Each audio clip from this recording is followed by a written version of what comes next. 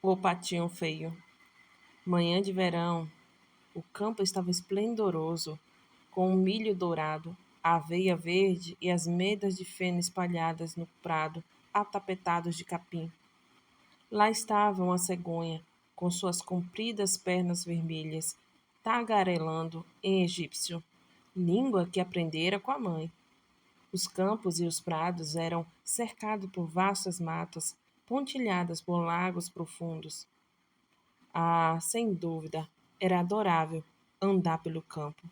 Uma velha casa de fazenda, perto de um rio caudaloso, estava banhada de sol, e enormes folhas de bardana cobriam o trecho entre a casa e a água.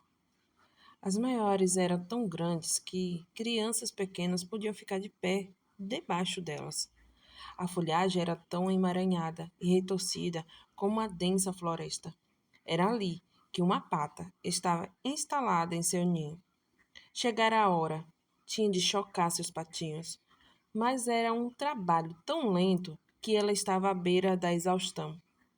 Praticamente nunca recebia uma visita. Os outros patos preferiram andar para lá e para cá no rio, a subir a ladeira escorregadia para ir até o ninho e se sentar sobre uma bardana só pelo prazer de quem com ela. Finalmente os ovos racharam, um a um, creque, creque, e todas as gemas tinham ganhado vida e estavam apontando a cabeça para fora. Ué, ué, disse a mãe pata. E os pequeninos saíram a toda pressa com seus passinhos curtos para bisbilhotar sob as folhas verdes. A mãe deixou que olhasse à vontade, pois o verde é sempre bom para os olhos. Oh, como o mundo é grande, disseram os patinhos, percebendo que agora tinham muito mais espaço do que quando estavam enroscados no ovo. Estão pensando que este lugar é o mundo inteiro? Disse a mãe. Ah, ele vai muito além do outro lado do jardim, até o campo do vigário. Mas nunca me aventurei tão longe. Bem, agora estão todos chocados, eu espero. Ele levantou-se do ninho. Não, não todos. O maior ovo ainda está aqui. Gostaria de saber quanto tempo isso vai levar. Não posso ficar aqui a vida toda. E voltou a se acomodar no ninho. Olá, como vai passando? Perguntou a pata velha que viera fazer uma visita. Um ovo ainda não rachou, disse a pata. Simplesmente não quer se abrir. Mas dê uma olhada nos outros, os patinhos mais encantadores que já vi. Todos puxaram ao pai. O patife não aparece nem para fazer uma visita. Deixe-me dar uma olhada nesse ovo, que não quer rachar, disse a pata velha. Aposto que é um ovo de peru. Foi assim que me enganei uma vez. Os filhotinhos me deram uma trabalheira sem fim, porque tinham medo d'água. Imagine você! Eu simplesmente não conseguia fazê-los entrar. Por mais quen-quaques que eu fizesse, não adiantava nada. Deixe-me dar uma espiada nesse ovo. Ah, mas isto é um ovo de peru. Pode ter certeza. Deixe-o de lado e vai ensinar os outros a nadar. Acho que vou chocá-lo só mais um pouco, disse a pata. Já o choquei por tanto tempo que não custa chocar mais um bocadinho. Como queira, disse a pata, e foi-se embora, gingando. Finalmente o ovo grande começou a rachar. Ouvi-se um piadinho vindo do filhote quando levou um trambolhão, parecendo muito feio e muito grande. A pata deu uma olhada e disse: Misericórdia! Mas que patinho enorme! Nenhum dos outros se parece nada com ele. Mesmo assim, filhote de peru ele não é. Disto eu tenho certeza. Bem, veremos daqui a pouco. Ele vai entrar na água, nem que eu mesma tenha de empurrá-lo. No dia seguinte, o tempo estava glorioso e o sol resplandecia sobre todas as folhas verdes da bardana. A mãe pata desceu com a família toda até a água e saltou na água. Quack, quack, ela disse. E, um depois do outro, os patinhos saltaram atrás dela. Eles afundavam, mas num instante vinham à tona de novo e avançavam flutuando lindamente. Suas patas iam batendo por si mesmas e agora todo o grupo estava na água. Até o patinho cinzento e feio participava daquele exercício de natação. Não é um peru, disto não resta dúvida, disse a pata. Veja como usa as patas com perfeição e como se mantém aprumado. É meu filhotinho, sim, senhor. E reparando bem, até que ele é bem jeitoso. Quen, quen. Agora venha comigo e deixe que eu mostre o mundo para vocês e os apresente a todos no terreiro. Mas prestem atenção e fiquem bem junto de mim, ou alguém pode pisar em vocês. E fiquem de olho no gato. Foram todos para o terreiro. Havia uma algazarra medonha lá, porque duas famílias estavam disputando uma cabeça de enguia. No fim, foi o gato que ficou com ela. Vocês estão vendo? É assim que são as coisas no mundo, disse a mãe pata, e ficou com o bico cheio d'água, porque também tivera a esperança de abocanhar a cabeça da enguia. Vamos, usem as pernas e façam cara de espertos, ela disse. Façam uma mensura gentil para aquela velha pata ali. Ela é mais distinta que qualquer um por aqui. Tem sangue espanhol. É por isso que é tão rechochunda. Estão vendo aquela bandeira carmesim que está usando numa pata? É coisa finíssima. É a mais alta distinção que qualquer pato pode ganhar. Significa praticamente que ninguém pensa em se ver livre dela. Isso vale para homens e animais. Façam a cara alegre e não andem com as patas para dentro. Um patinho bem educado anda com as patas para fora, como o papai e a mamãe. Muito bem. Agora abaixe a cabeça e digam quack. Todos obedeceram, mas os outros patos que estavam por lá olharam para eles e diziam alto: Veja só! Agora vamos ter essa coja por aqui também? Como se não bastasse nós. Que figura é aquele patinho? Não vamos conseguir suportá-lo. E um dos patos imediatamente voou para cima dele e o picou o pescoço. Deixe-o em paz, disse a mãe. Não está fazendo mal nenhum.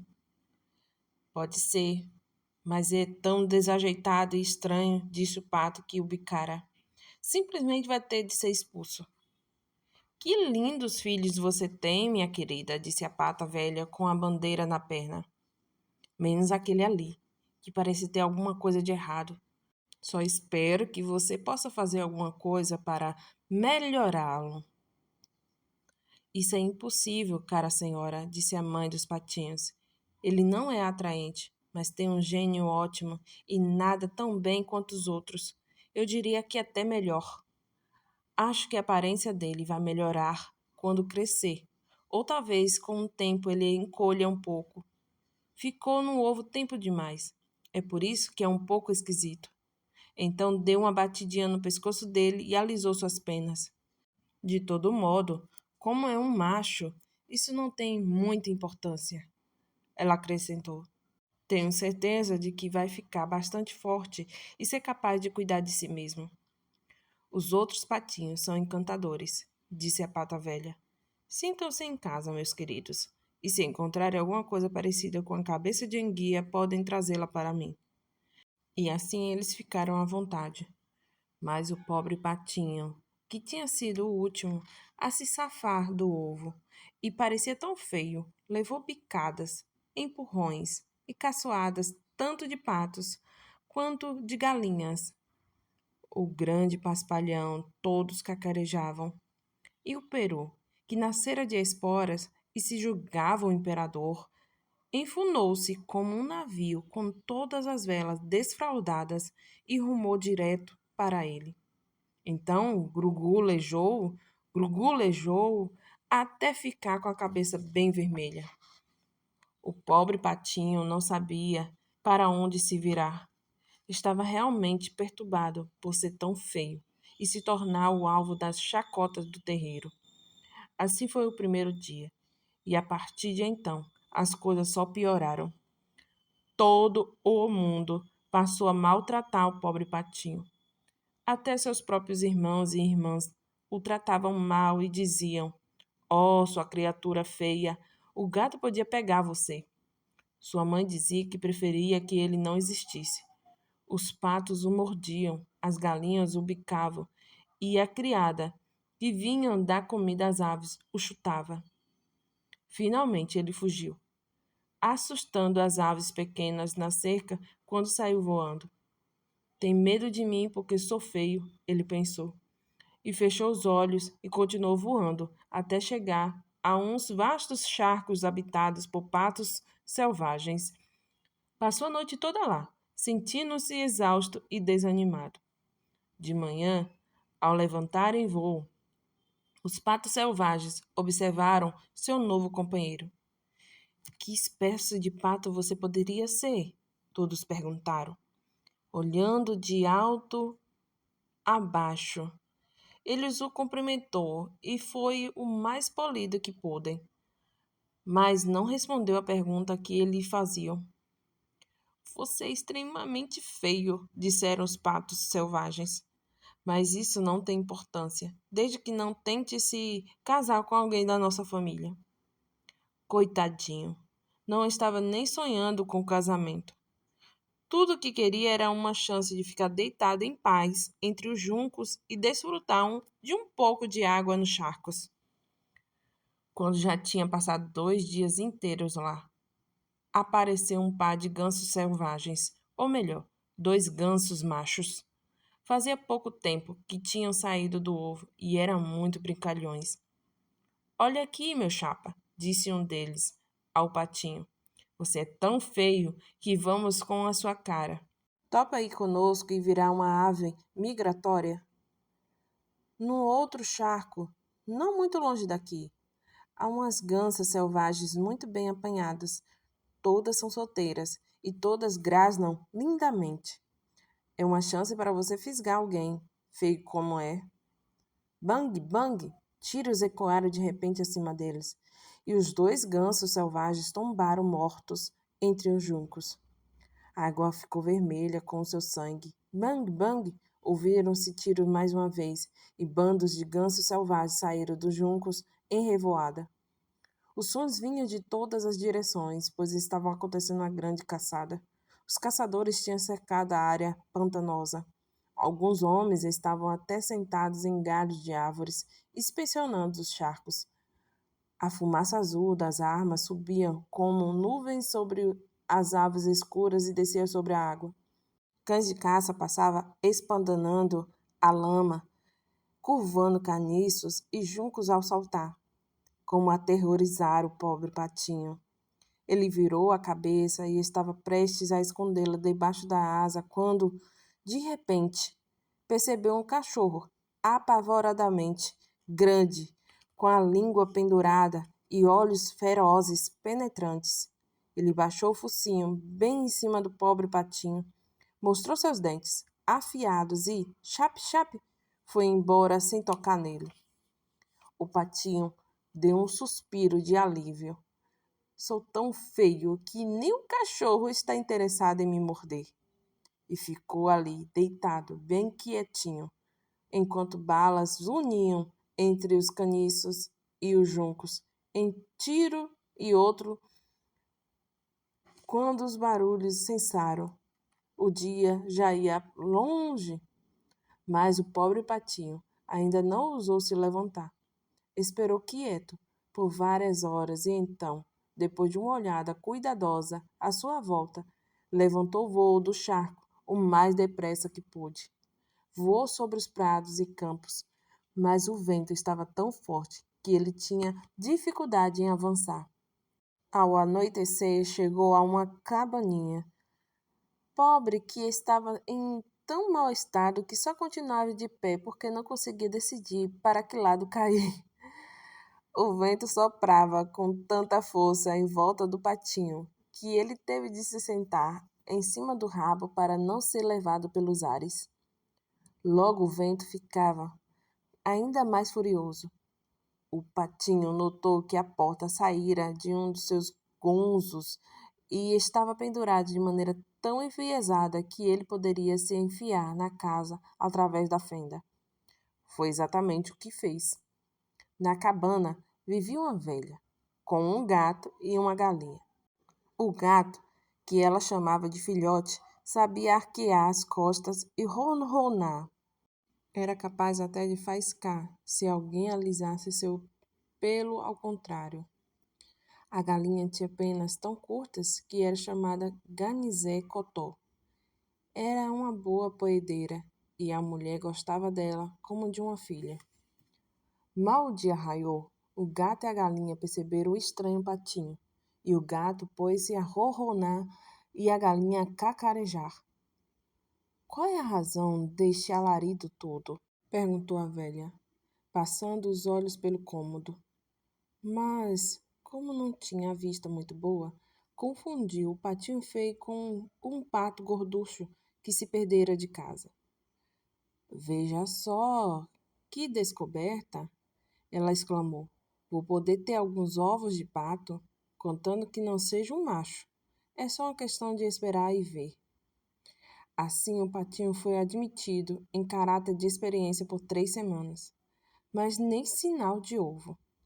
Acontece que o gato era dono da casa e a galinha a dona, e ele sempre dizia nós e o mundo, porque imaginava que compunha a metade do mundo.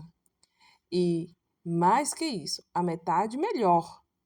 O patinho pensava que isso talvez fosse questão de opinião, mas a galinha não admitia nem discutia esse assunto. Você é capaz de pôr ovos? Ela perguntou. Não. Então trate de ficar de bico calado. O gato perguntou. Você é capaz de arquear as costas, de ronronar e de faiscar? Não. Então não meta o bedelho quando pessoas sensatas estão falando. O patinho se sentou no canto, sentindo um grande desalento. Então, de repente, lembrou-se do ar fresco e do sol e começou a sentir uma saudade tão imensa de nadar que não conseguiu não falar com a galinha sobre o assunto. Que ideia absurda, disse a galinha. Você vive de papo para o ar. É por isso que as ideias malucas lhe vêm à cabeça. Elas sumiriam se você fosse capaz de pôr ovos ou ronronar. Mas é tão delicioso nadar para cima e para baixo, disse o patinho, e é tão refrescante mergulhar de cabeça e ir até o fundo. Delicioso, sem dúvida, disse a galinha. Ora, você deve estar maluco. Pergunte ao gato. Ele é o animal mais inteligente que eu conheço. Pergunte o que ele acha de nadar ou mergulhar. Nem vou dar minha opinião. Pergunte à sua dona, a velha. Não há ninguém no mundo mais sensato do que ela. Acha que ela gosta de nadar e mergulhar? Ah, você não me entende, disse o patinho. Bem, se nós não entendemos, gostaria de saber quem entende. Certamente você não vai tentar dizer que é mais sensato que o gato e a dona, para não falar de mim. Não seja tolo, garoto. Seja grato à boa sorte que o trouxe aqui. Não é verdade que encontrou um cômodo agradável, quentinho, com um grupo de amigos com quem pode aprender alguma coisa? Mas você é burro. E não é nada divertido tê-lo aqui. Acredite-me, se digo coisas desagradáveis, é para o seu próprio bem e como prova da verdadeira amizade. Mas siga o meu conselho. Dê um jeito de pôr ovos ou de aprender a ronronar e a soltar faíscas. Acho que vou voltar para o mundo lá de fora, disse o patinho. Já vai tarde, a galinha respondeu. E assim o patinho partiu. Mergulhou fundo na água e nadou para lá e para cá. Mas ninguém queria saber dele, porque era muito feio. O outono chegou e as folhas na floresta ficaram amarelas e castanhas. Quando caíam no chão, o vento as apanhava e as fazia girar. O céu lá, no alto, tinha um aspecto gélido. As nuvens pendiam pesadas, com granizo e neve, e um corvo empoleirado numa cerca gritava. Gru, gru! Era de dar calafrios. Sim, o pobre patinho estava sem dúvidas em apuros. Certa tarde, houve um lindo poente e um majestoso bando de aves emergiu de repente dos arbustos. O patinho nunca vira aves tão bonitas, de um branco deslumbrante e com longos, graciosos pescoços. Eram cisnes. Emitiam gritos extraordinários. Abriam suas magníficas asas e voavam para longe daquelas regiões frias, rumo a países mais quentes do outro lado do mar. Ao vê-los subirem cada vez mais alto no ar, o patinho teve uma sensação estranha. Deu vários rodopios na água e esticou o pescoço na direção deles, soltando um grito tão estridente e estranho que ele mesmo ficou assustado ao ouvi-lo. Jamais poderia esquecer aquelas belas aves que eram tão felizes.